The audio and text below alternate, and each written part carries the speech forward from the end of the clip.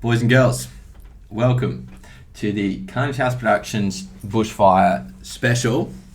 That's what we're going to call it. Today I've got with me Alexis Bush, who's just come back from a few months of firefighting. He's a real Australian firefighter. How are you going? Yeah, good, mate.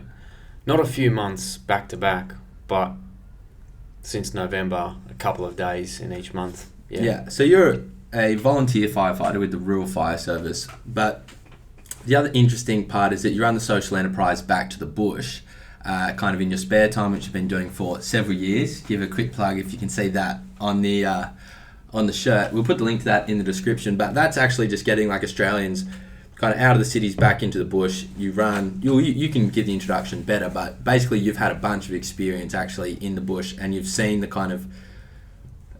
bush before the fires, which is interesting because we're going to talk about the causes of the fires, how it happened, like what you saw as a firefighter, but you're also able to offer that perspective of like how the bush has been managed like in the off season. But the first thing I want to ask you about is, what's your kind of experience been like in the past few months? Like, were you a firefighter before this bushfire season, or is this your first time, and how is this season in particular?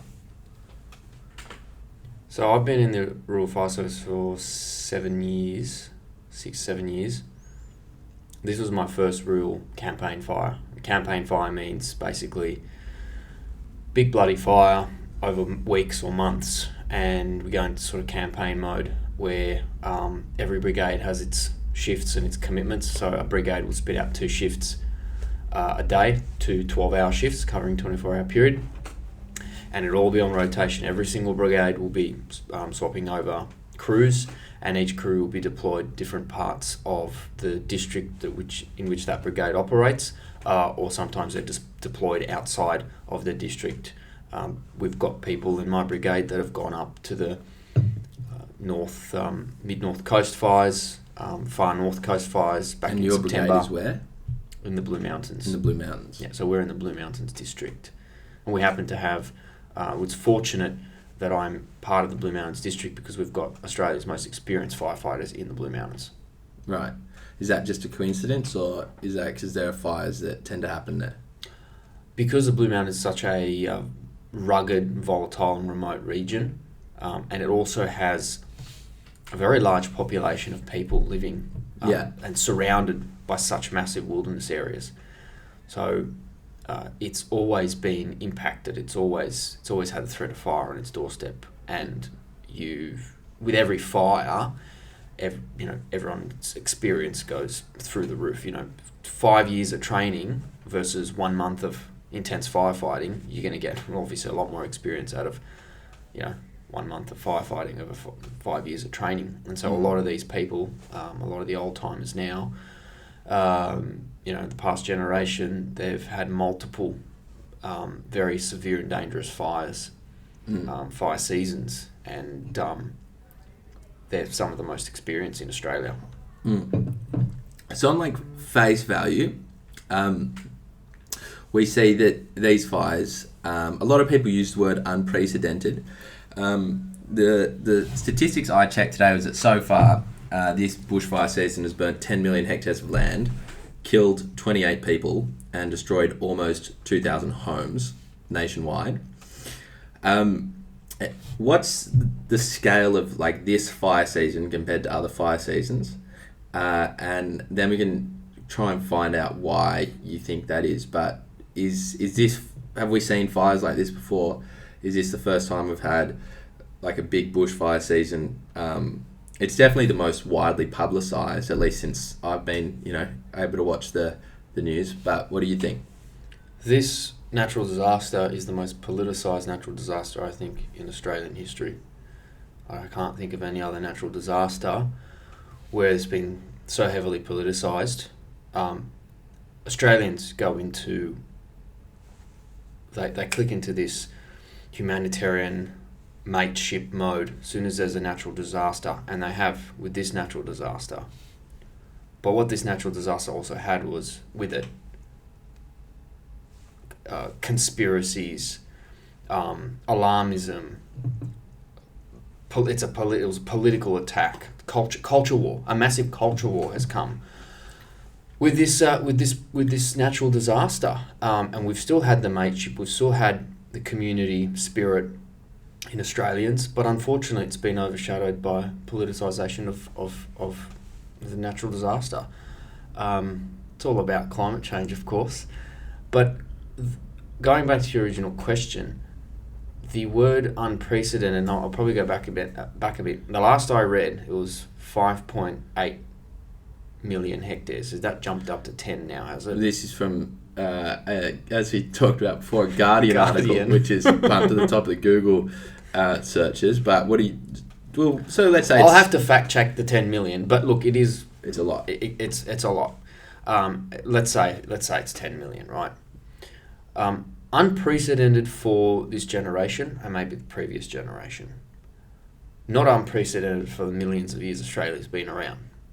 Unprecedented for me because this is my first fire season where it's been quite active. It's been quite intense. Unprecedented for someone maybe 20 or 30 years in the Rural Fire Brigade who hasn't seen or attended to a large campaign fire. The conditions, yes, generationally it could be unprecedented. Millennium drought, when was the last time we had that, right? We've seen a drought now where the tap's just been turned off. Normally with droughts, you'll get half your annual rainfall, 2/3 of your annual rainfall, and we'd call it a drought. This drought, tap's just turned off. So the bush has really dried up. But we've seen in history, if you think logically, if you open your mind up and you want to have a look at history, we've had far worse bushfires than this. And I'm talking about in the last 50 years. Before that, even worse. And we don't know what's happened in the 60,000 years the Aborigines have been here. Well, actually, we do know what's happened. The entire country's burnt down 10 times over. Back before colonisation, you'd have a bushfire light up and it will burn to the ocean or it'd be put out by the rain. And if you had a prolonged period of time with no rain, that bushfire would have burnt anything and everything in its path. Today, we've got people in its path, we've got homes, we've got towns, villages. We've put ourselves in danger.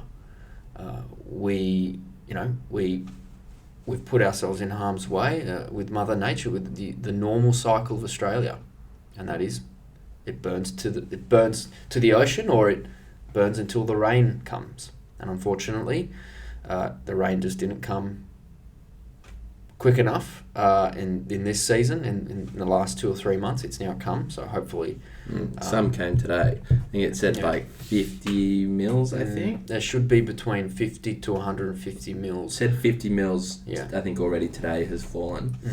And sorry. Yeah, finish your point. We've also, the Premier said, I think today or yesterday, that Gladys, of course, that we are incredibly lucky because we could have lost hundreds of people, and she thanks the RFS. Thank you for that, and also everything that came together to ensure people's safety. Now, I'm sorry to have to say this, but we've had, and it's very sad to have to use this to try and justify unprecedented or the worst bushfires we've ever had. By far, of areas burnt, it's one of the worst bushfires we've had. Unprecedented, sure, let's call it that. We've had more area burnt in we've had bushfires in the 60s, 70s and 80s where it's burnt more area of bush averaged over the last 6 or 7 years that we've had with minimal fire activity. Significantly more, we're talking about tens of millions of hectares. And this one, at the moment, I think it's about 6 million hectares. Guardian's written 10 million, so be it. But we've had hundreds of people perish. Black Friday, Ash Friday or Ash Saturday, those bushfires. Hundreds of people have perished with those bushfires. Even before that, if we go back, look back in the last 80 to 100 years, we've had hundreds and hundreds of deaths to bushfires. In the last 10 years, we've had nothing compared to what we've had in the past. And of course there's going to be people that come out and refute that, but it's already evidence. The history is documented. We've seen it. So, yeah, unprecedented. Yeah, I'll call it unprecedented. I might not see it again, because I think the way we manage our bush is going to change after this. Mm. And there's going to be nothing to burn for the next 10 years. Well, now I think we're going to get to the kind of nuts and bolts of the conversation. So we've seen like a very serious bushfire, and then, as you mentioned before, the bushfire coverage or debate has become like a proxy for the culture war. We have on one side people saying it's a result of, or at least the intensity, the longevity of the fires, is a result of increase in temperature and climate change. And the other side is saying bushfires are kind of a natural phenomenon. They might be a bit worse some years than other years. They mention the arsonists. They mention particularly the lack of, what do you call it, bushfire prevention strategies, controlled burnings, things like that, which haven't been able to pass through, like, or which haven't been done because of people call like the green agenda, and people on the other side come back and say the Greens haven't even been in power. How do they have any influence over this stuff? And it's kind of a messy bog, and I can understand if some of the viewers have been waiting for Carnage House to come and break the fake news, and so I brought in the expert to tell us. Everyone's an expert these days. Everyone is an expert these days, most notably ourselves. Well, you're an expert. I'm very happy to say you're an expert here. What do you think how do you see that kind of debate in terms of what are the real causes? You mentioned the drought as well, which doesn't seem to be getting talked about a lot, but which would make a lot of sense as to being why things are so flammable, as if there's no moisture around. Well, first and foremost, and this is part of the culture war, as soon as the left hijack something, it turns into a culture war. It turns into a nasty... I am not a climate change denialist, yet I get called a climate change denialist because my point of view is a little different to the point of view of the alarmists. Of course there's climate change. Of course climate change is a factor in the intensity of our bushfires, the length of our season. Of course climate change is a factor in whether we suddenly start producing tornadoes out of thunderstorms or not in Australia, which is almost unheard of. Did that happen? No. We do get tornadoes, but if suddenly we start getting tornadoes coming out of every thunderstorm, we go, oh, maybe climate change has got something to do with that. But there are so many other factors that have contributed to the intensity of these bushfires, the length of our fire seasons, and climate change. If I say it only makes a small part, is a small part of that, I get called climate change denier. Or if I say I don't think the science on man-induced climate change is final, I get called a climate change denier. The whole 97% consensus always gets thrown around the place. Sure. We can have this debate. I think that debate can go for a long time. But interesting, you think so the fire season is getting longer? Is that people just believe that to be true? Look, the media, the experts, or the media hear from the experts, or they pick and choose what they want to hear and obviously publish. We're told that the fire seasons are getting longer. Right. I'm not informed enough to take a position on that. Okay. Well, let's get back to the first discussion. So you think climate change might be a factor, and if it is a factor, it's like not the impact that is being portrayed to be, right? What are the kind of real drivers of these fires that make it particularly bad this year? Okay. So one thing that the alarmists and the media, particularly The Guardian, seem to continuously not mention is the drought. So they go fires linked to climate change linked to vice versa. There's something in the middle, and that middle thing is the drought. So if they went at least bushfires caused by the drought might be caused, or is caused, whatever they want, by climate change. That there I can start to sort of, I can go, okay, fine, fair enough, that's your opinion. I think it's a logical progression of your opinion. But going just straight from bushfires to climate change is absurd.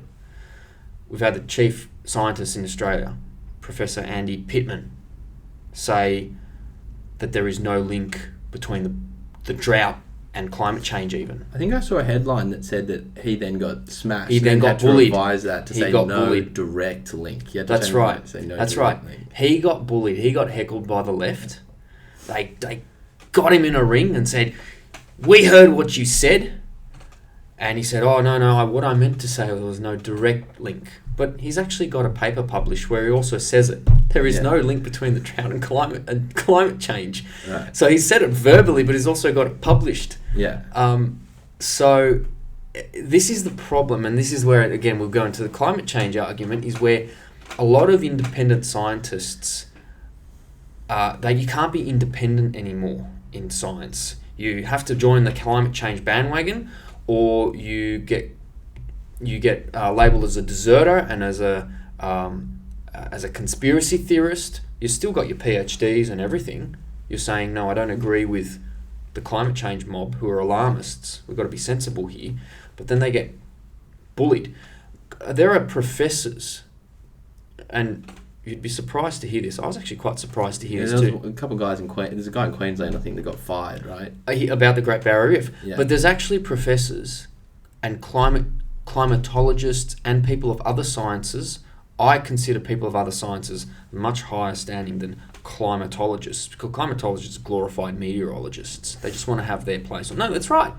A physicist, a doctor in physics, a professor in physics is heckled and embarrassed by climatologists because he says, I don't agree with their science. There's so many. This guy, physics is also full of a lot of theories, but there's a lot of things in physics that's been proven. We know the speed of light. We know if your car drives 100 meters and takes a certain amount of time, it's traveling at that many kilometers. I mean, that's the very basic fundamentals of physics. But physics, I think, is a remarkable and very interesting science, and it's got a far more complexity to it. And anyway, I'm not going to go into that detail, but what I'm trying to get is if you're against the mob, you're their enemy. And what I was going to say before is you'd be surprised to hear that many scientists with PhDs and wealth of knowledge and tons of peer-reviewed journal articles either on their science or on climatology have received death threats for not speaking against climate change science. It's really not a name for it, but I'll call it that for simplicity's sake. But they're critical of the alarmism around it, and their structure-logical arguments for why they think that, maybe what humans are producing is not having such a major effect as what what the climatologists say. And then you got to remember the left have hijacked it, so of course they're going to get death threats for being against the climate mob. I read that the other day and I thought, wow. I mean, we've seen it everywhere else, right? Where people of a different view to what the left have hijacked have a different opinion. They get death threats. But now it's gone. Now it's in science. Science is community in science where it's like, well, no, we don't really agree with your hypothesis. They get death threats. So it's a culture war. It is. So we got climate change. We have the drought. You think the drought is like number one cause of the intensity of this bushfires? Of course, drought's number one. What we've had over the last 7 years is optimal growth in our bush. We've had humid, wet summers, humid and wet winters. Right, growth for plants and stuff. Yeah. Our bush has been thriving for the last 6 or 7 years. I remember when I first joined the RFS, the old timers in the RFS were going on about how the regrowth is very thick. And if we hit a dry period or a drought, we're in a lot of trouble. This was back in 2013 and 14 and 15. We already knew that. We could already see with the way the bush was thriving what was potentially going to happen should we hit the next drought. There's no climate change being thrown around. It was just observations. We were on the ground. I've been in the bush for 10 years. I've been driving around the bush for 10 years almost every weekend, and then I take probably a month or two either side of that to go and explore the bush and the outback. I work for an agricultural company. I've got farmers that are have got their own opinions on what fuel loads are and how they should be managed. And I've heard it from them. I've heard it from other farmers outside of my workplace. I've heard it out in the bush, in the high country especially. And we've known this for a while. And the bush just hasn't been managed like it used to be managed by the Aboriginals. Or naturally, you'd get a lightning strike and that might burn the entire eastern half of Australia down.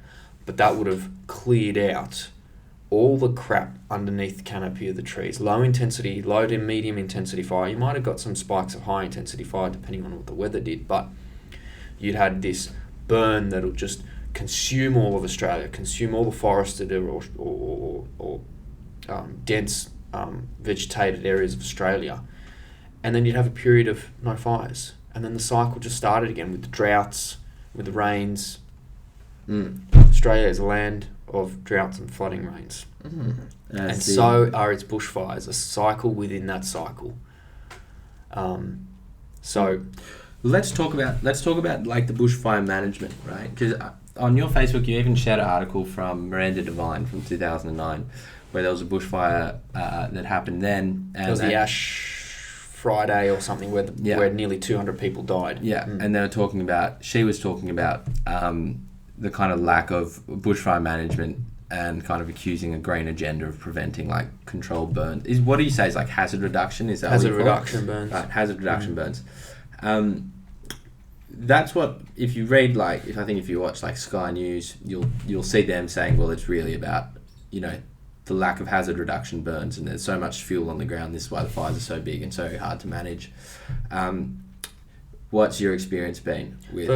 Firstly, you can't listen to Sky News because Sky News is full of white, angry, misogynist, racist people that are paid by the Murdoch press. I think Murdoch owns Sky News, right? Yeah, you can't listen to them. They're not a factual source of information. I'm obviously saying, telling porkies there. Sky News has got the real news. They're my choice of news, obviously, and obviously yours, right? Well, if I don't have Foxtel in my place here. What do you mean? It's I think Channel 9's got Sky News now. It's on normal TV. Yeah. Oh wow! You learn something new every day. No.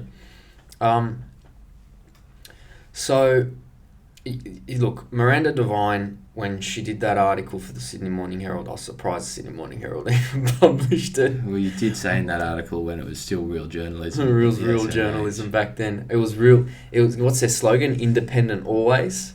It was independent. Just a big gun. Probably back then, look, this is where the lefties go crazy every time I say the word green agenda. They said, the Greens have never been in power. What are you talking about? No, I'm not talking about the Greens party. I'm talking about green policy. We've got a Conservative government in power now that has got green policy and bureaucracy embedded into its legislation, put in by previous governments, Labor government previously, maybe a government that had a little bit too many Greens members on the floor of Parliament, Right. I don't know how many years ago. So you're saying like through through like other governments or through like the relative power of the Greens party in particular, like sometimes they can trade their votes for like promises and like environmental legislation and stuff like that. And that's how the legislation got through. But sometimes it's got nothing to do with the Greens party. You've got activist groups, green activist groups. Right. You've got misinformed public on certain issues, on the issues of hazard reduction, right? It's got nothing to do with the Greens half the time. Bob Carr locked all of our national parks. And now these national parks are tinderboxes. And so the next tinderbox will probably be in about 10 years' time when the regrowth comes back even denser. So if in 10 years, if nothing's done with our national parks, it's not climate change that's going to cause even worse fires than what we've had now. It's going to be these extremely dense tinderboxes come the next drought. Because we're going to have optimal growing conditions when this drought is over. And we're going to get density in these forests many times more than what we've had now, because the trees have been destroyed. Light's penetrating now down onto the ground, and you can have dense regrowth coming up.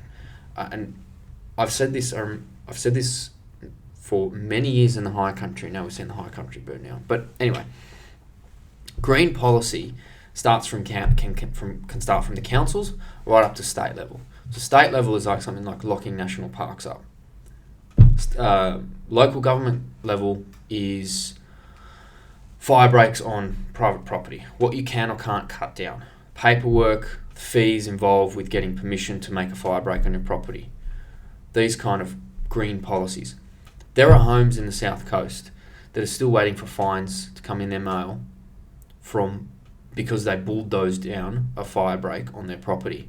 What's a fire break? A fire break is where you've got trees, shrubs, a tinderbox, and you put a bulldozer through it to create a line of mineral earth to basically stop or slow down the progression of fire coming towards the property. Right. And ironically, and I heard this, people calling up in 2GB and saying, I'm about to get a fine because I put a fire break on my property. My neighbour's properties have burnt down. I've saved my property through that fire break, but I'm still waiting for the fine. Yeah. So these are the green policies. And then many people that I know in the agricultural industry will go, well, we've got paperwork this high with the council. We need to tag all our trees. We then need to pay an agronomist to come and have a look at each tree, tell us whether we can bulldoze or cut down that tree or not. And then there's more paperwork after that, and then we're given a little bit of a green light to maybe do a quarter of what we propose to do in the first instance, because the regrowth trees are above a certain height now and they're a certain age now, and yeah, we can't touch them anymore. Yeah. So the bureaucracy is ridiculous. And then if we go to state level, well, national parks have been locked up in New South Wales now for almost 50 or 60 years, and they're just tinderboxes. Fire trails aren't maintained, they're not managed. And you've got the public that are locked out to these national parks. The graziers are no longer allowed to graze their cattle up in the high country anymore. Basically, national parks and wildlife service is there to manage the park, not to lock it up and own it for themselves. And I've been now saying for 10 years, well, not quite 10 years, because the first 3 years I was observing. So 7 years. If we don't take control of the fuel loads in our national parks, we're going to lose all the sensitive ecosystems that national parks like to parade through with a bushfire. Well, this is one of the interesting points, is that a lot of this bushfire season is getting like super international coverage, like everywhere. So like when I was living in China, little tangent, made a lot of international friends, right? They're all living in China, and now I see all their posts about the Australian bushfires. Like, donate to the Australian bushfires, all these animals are dying, like, we need to help them. But it seems like the animals are dying, like, the amount of animals that are dying is because there was not the preventative burns that happened in the first place, and the reason those burns didn't happen in the first place is because they were worried about the animals dying in the controlled burns. So now you have everything's just burning and all the animals are getting burnt. And so it seems like the heart's in the right place, but it's created exactly the opposite effect of what it's intended to do. Just for the record, I'm not speaking on behalf of the RFS. I'm speaking on behalf of Back to the Bush. This is Back to the Bush speaking. Mm-hmm. So I can probably see someone who wants to cause a bit of trouble and go, oh, he's an RFS volunteer, look what he's saying on behalf of the RFS. I've just said nothing wrong anyway. But I'm just for the record, just in case you get one of those little weasels that want to cause trouble for me. But the Commissioner said when he was asked the question, ironically on the ABC, and on the ABC you've got to be tamed, right? Mm-hmm. You're under control. You're being watched. There's a knife behind you when you're being interviewed by the ABC. They asked him about why hazard reduction burns aren't being conducted. And the ABC have got a spin on it. It's all about climate change as well. Oh, the reason why we can't do hazard reduction burns is because of climate change. The window of opportunity has narrowed. Everything has the reason because of climate change. We say, no, it's the fuel loads. We're not doing the hazard reduction burns. Bush isn't being managed. Oh, yeah, you can't do that because of climate change. You know, God, if we start having earthquakes, it's because of climate change. Anyway, so the Commissioner has said something which I was... I've had someone... I think I participated in a hazard reduction burn in 2018. And I'll give you an example of how well hazard reductions do work. And there's some fake news around the place. Or, no, I can say fake news, but exaggerated news where they say the fires have gone through hazard reductions. This is an unprecedented fire season because of climate change. It's even gone through hazard reduced burnt ground. And I'll come back to that in a second. But I was participating in a HR and the Commissioner said to the ABC, the RFS has been public enemy number one when it comes to HRs, hazard reductions, because you get people in Sydney, when you do the hazard reductions around the Blue Mountains, especially around surrounding Sydney Basin, that smoke comes in and sinks into Sydney. And you get the health board, you get the residents, local residents where the HR is being conducted, you get the residents of Sydney, everyone complains and points the fingers at RFS and basically hates RFS for a little period of time because we're creating all this smoke. It's literally happened. I've had people say to me, go, why, could you have not picked a better time to do a hazard reduction? We're choking here. I've had people literally walk up to me and say that to me, that know me obviously. And what the Commissioner says is right. I think from my experience, I've had people ask me that question. We're public enemy number one. So it makes our job a little, very difficult to be able to conduct these hazard reduction burns. And then you've got other factors. You've got the resourcing issues. I'm not going to take the lefty avenue of the resourcing issues that, there's no funding or anything. Resourcing is you've planned everyone to come together and do a hazard reduction on this day. But then you get a complaint from the health board. You get a complaint from somewhere else. The weather turns on us. The weather's not as what we predicted. Humidity's too high, too dry, too windy, whatever it might be.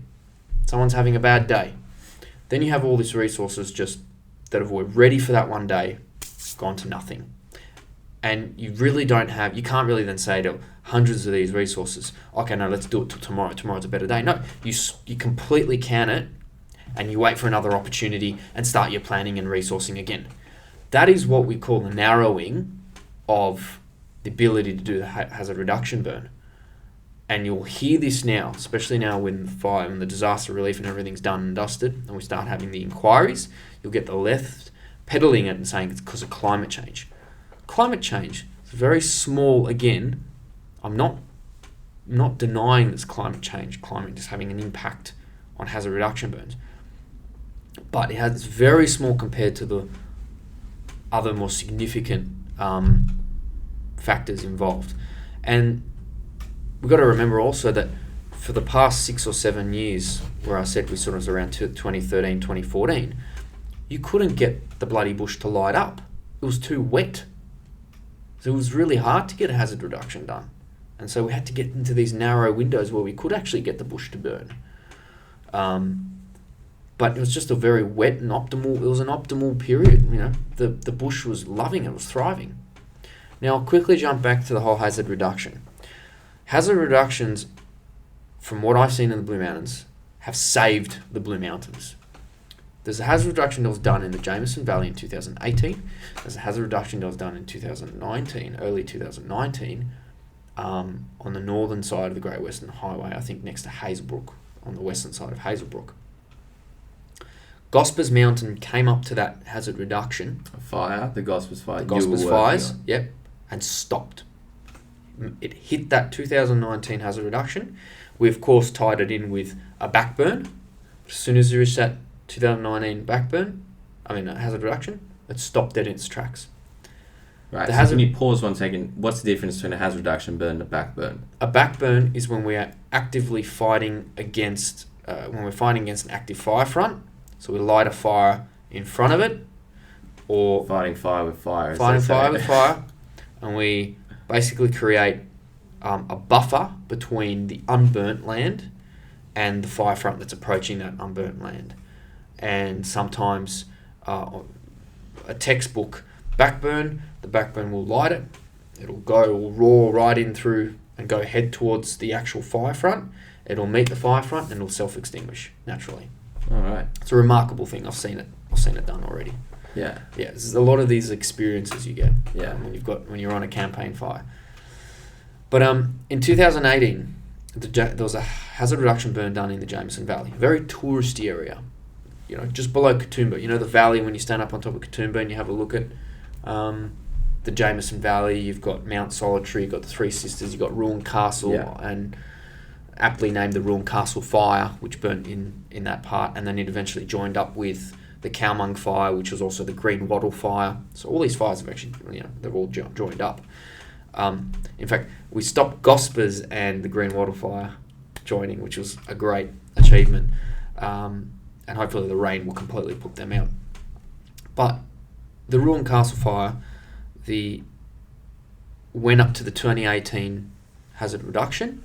It burnt a little bit through it, but with lower intensity, and it almost sort of with the aid, with the help of RFS, it was very easily controlled in there, very easily died off.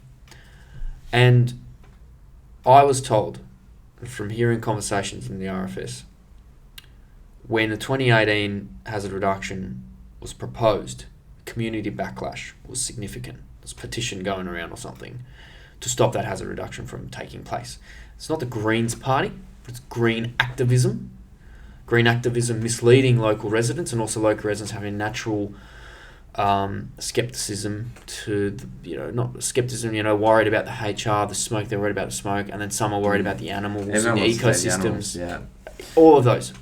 But if it wasn't for that HR, Wentworth Falls, Lura, those townships might have been in a bit more trouble than what they were. Sure, but it's funny because all those arguments that they have against it, what it seems like hazard reduction burns, are actually arguments for the hazard reduction burns, because all of those problems get way worse when you don't do them and you get a real bushfire. Yep. That's what it seems like to me. So Victoria hasn't met its hazard reduction targets as per their Royal Commission after the horrific fires that killed almost 200 people. They're at 50%. So they haven't listened. Yeah. They haven't learnt their lesson. And they said, we couldn't do it because of narrowing windows to do these hazard reduction burns. Well, all of these things will come out when we have these inquiries, by whether it be a Royal Commission or I don't know what it might be. But all of this will come out. Gippsland fires. East Gippsland. I'm sure you've seen a photo floating around where we've got the activists. I think so. I would have probably seen it. They're not Greens. There's no one there that's a Greens member. They probably are Greens voters. Some of them might be even Liberal voters. Some of them might be bloody vote for Pauline Hanson and have a different view on hazard reduction. But they protested and petitioned hard against the government. Yeah, I think I did see this photo. In East Gippsland to stop that hazard reduction from taking place. I think it was about 650 hectares. If I'm wrong, someone can fact check me. Everyone can fact check me here. I'm open to that. But it's about 650 hectares.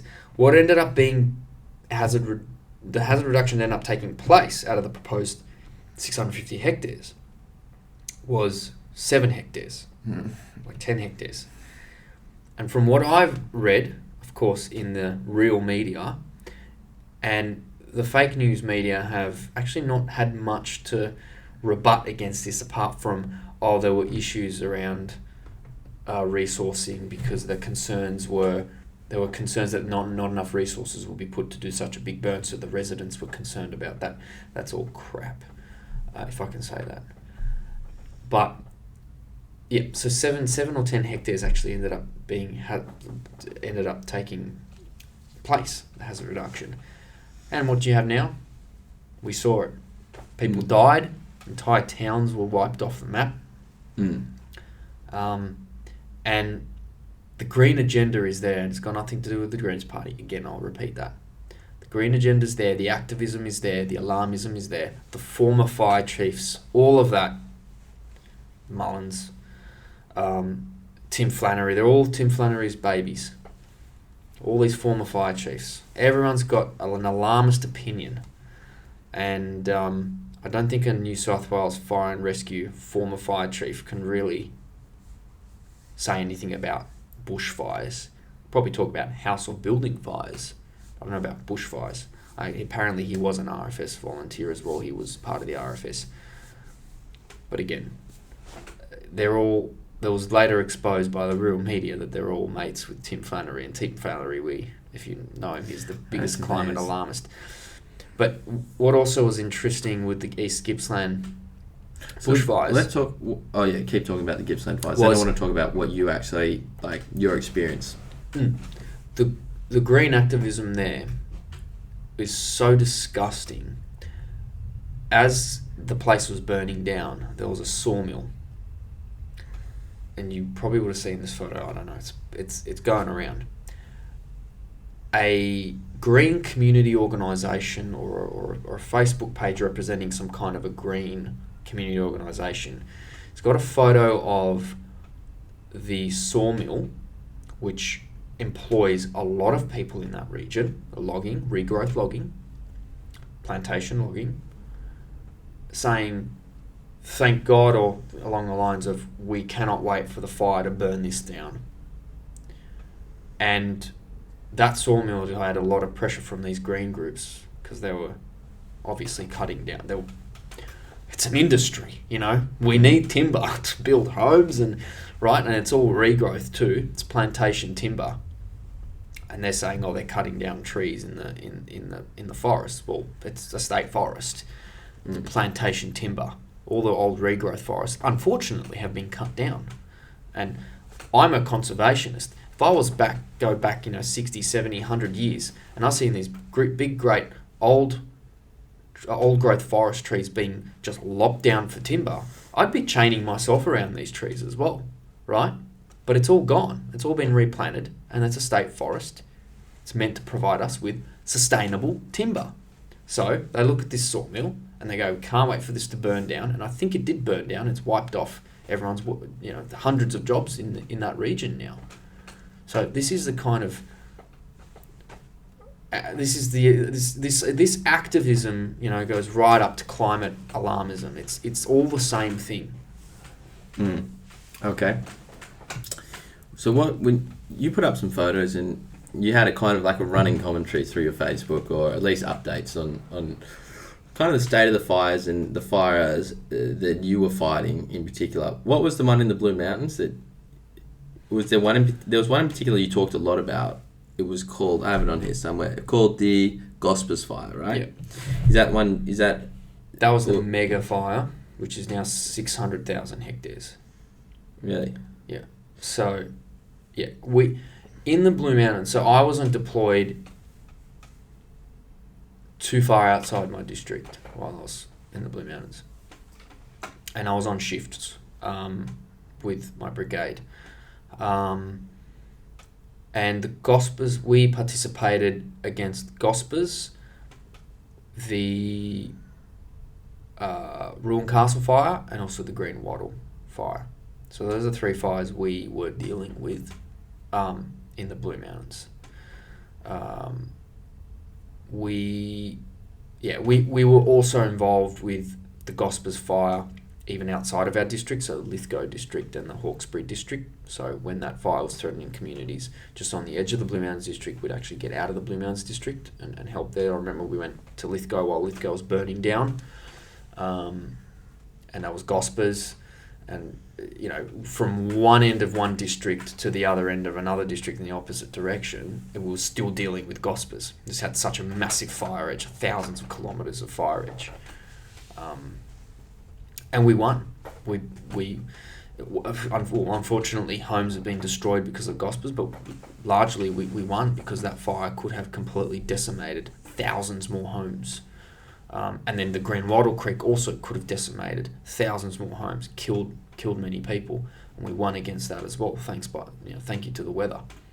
But really, everything was meticulously planned out, organised. A lot of it was chance on the weather. Chance on the weather, but also planning, organisation, everything. Everything was sort of like with military precision half the time, with the way everything, It's pretty crazy that just like the weather change, whether it's like the wind or the rain or whatever, could have just like meant that fire took up thousands of homes.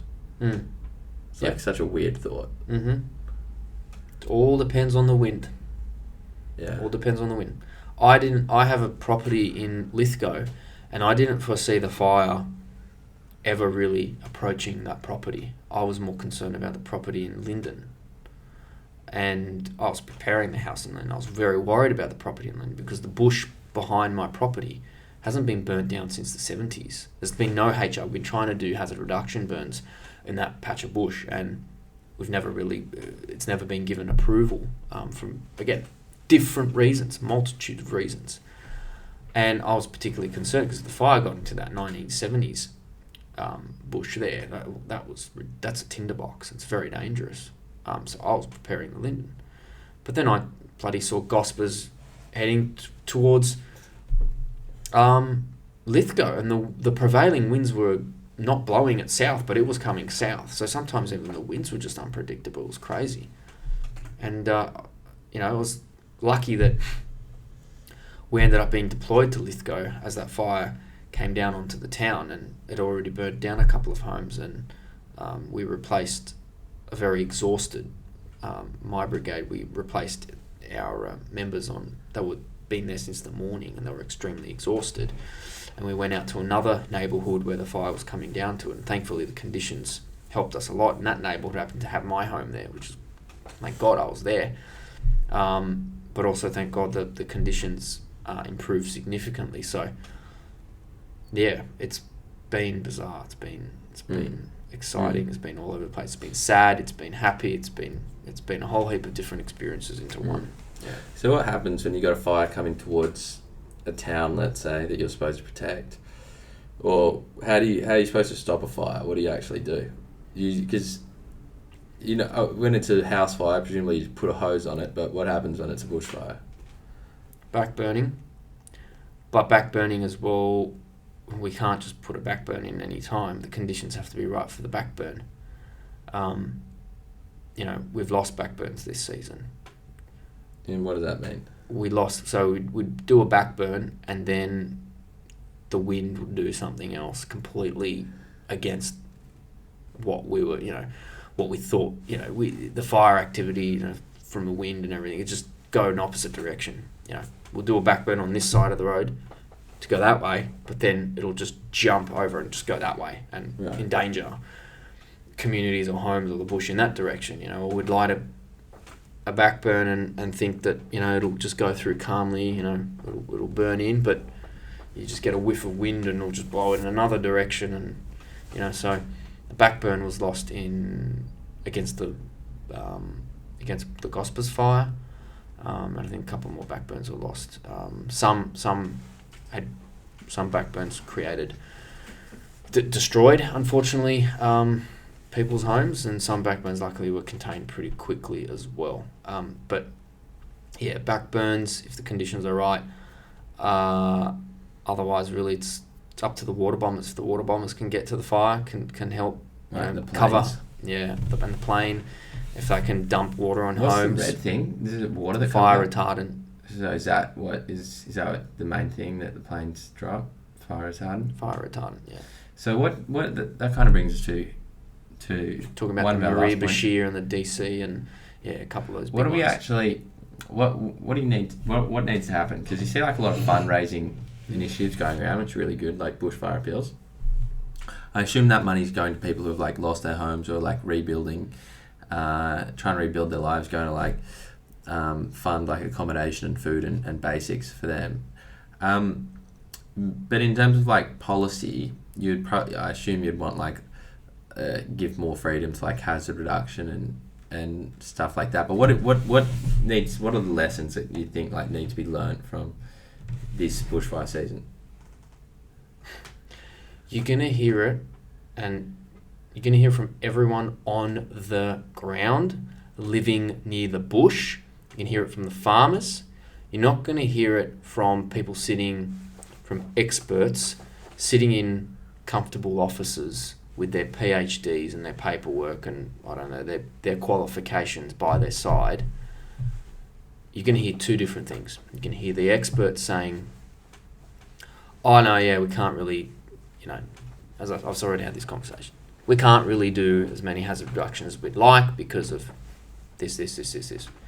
People on the ground are like, "No, these fires were this intense because these bush, the mismanagement of the bush, it's been allowed to grow into a tinderbox. It's endangered our lives and our properties." And the farmers for generations have learned how to manage the land. Aborigines have learned for generations how to manage the land. They all have a voice that needs to be heard. And unfortunately, the expert's voice is what trumps over them. But I think if we have an inquiry, hopefully we learn from the people on the ground and not from people sitting in an office with their PhDs claiming they know everything, because they don't. So there have been talks floating around about a royal commission into the bushfire crisis. You'd sign your name up to that? You'd support that? Look, royal commission, an inquiry, really whatever they want to put spend a few mil on it, and they need to listen to people on the land. They need to listen to all these communities that are impacted by the fire. They need to stop listening to emotional experts, emotional scientists. There are a lot of sensible, independent scientists out there that can put their hand up and go, "This is what I think. This is what I think I know, based on my research." And then people on the ground can say, "This is what I saw. This is what I've seen for the last 10 years, 20 years, 30 years. The high country burnt down in 2003. 2 million hectares of the New South Wales and Victorian high country burnt down in 2003 because of green bureaucracy and policy." Again, not Green's party. I've toured the high country for the last 10 years. Almost nearly every tree out there is dead. It's a skeleton. It's skeletons everywhere. And I think I've said this to you. I might have mentioned this to you. And I mentioned this to a lot of people I've taken up to the high country. I'm on record for saying this for many years in the high country. This place is a tinderbox right now, thanks to green policy years ago, which allowed the high country to burn so intensely. It's killed everything. The sensitive alpine ecosystems were lost. Trees that were 500 years old, 700 years old, were lost. Animals were endangered. Plant species were endangered. In the 2003 bushfires, everything was wiped out. It was nothing. It was an atomic bomb had gone off. And I've said that the regrowth we're getting back now in the high country is even denser than what I saw, because you see the skeletons, from what I saw growing there before 2003. Now, unfortunately, I never got to see the high country before 2003. I would have loved to see the high country before 2003. But I'm very lucky to see the high country in the last 10 years. As I know, well, it's now, obviously, it's changed. My kids are probably going to see the high country in some resemblance to what I saw in the last 10 years. Might not. So it's going to take nearly 100 years for the high country to recover, or any of the bush around the place. But I said, this is a tinderbox. And by locking the national park up, you're not helping yourselves. Every time you come up against the lock gate, locked, wilderness area, walkers only, sensitive alpine ecosystems. They don't want cars driving through there. Well, you look at the track, overgrown, leaf litter everywhere, it's barely a fire break. Restriction on cattle grazing, keeping the regrowth down, keeping all that junk underneath the trees down to allow cool fire to burn through. I can't I can't, in the last 10 years, I don't think a hazard reduction burn has taken anywhere in the high country, especially in New South Wales, in the high plains of New South Wales. I can't think of anything like in 10 years after 2003 bushfires with all this regrowth. I can't think of anything.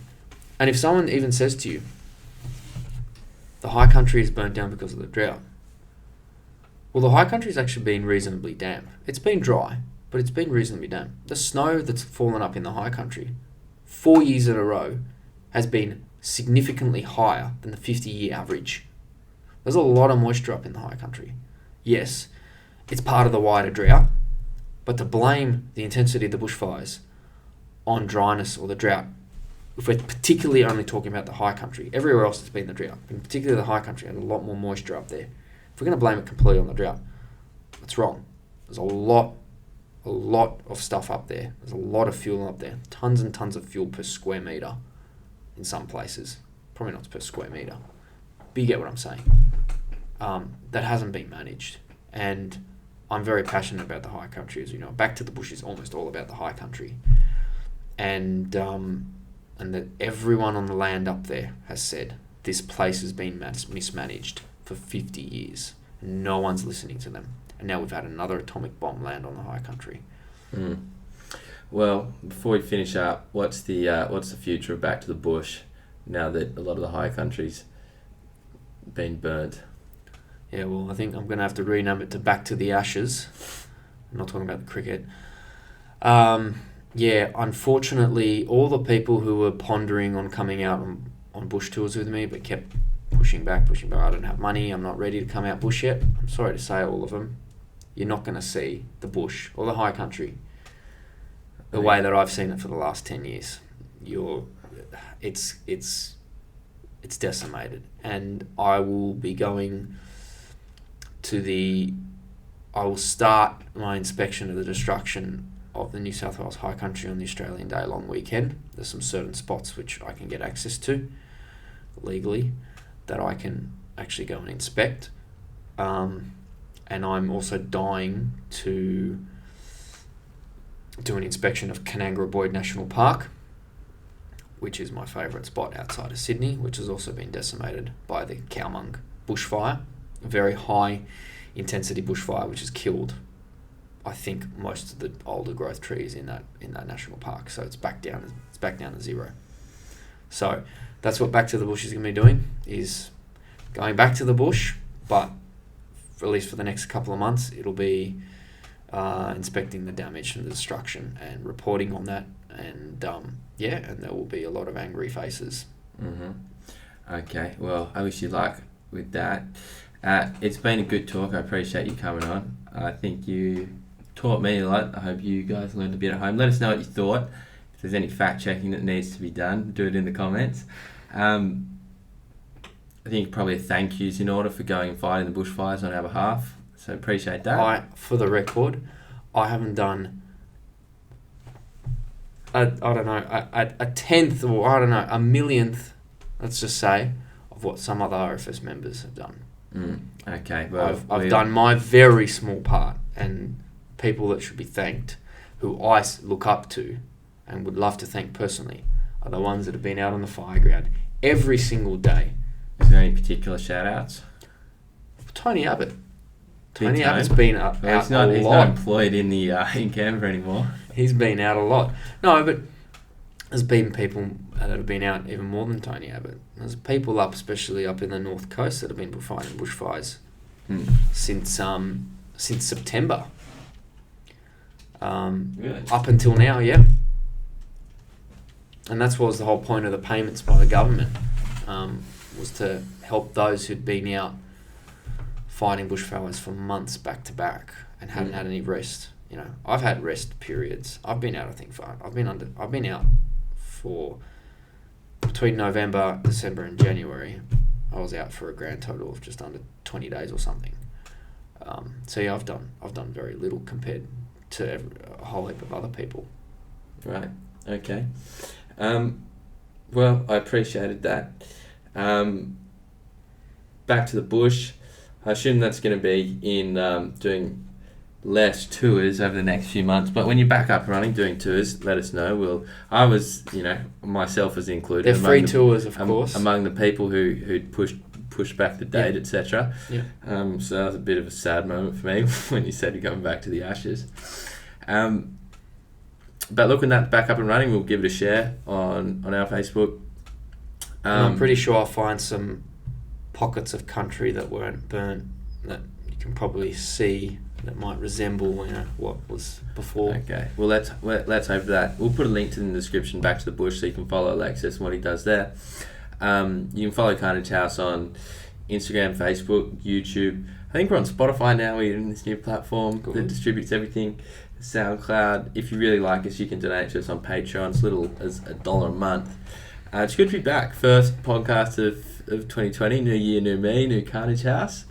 And look forward to doing more. So if you like the video, make sure to like the video, subscribe, let us know what you thought, and we will see you next time.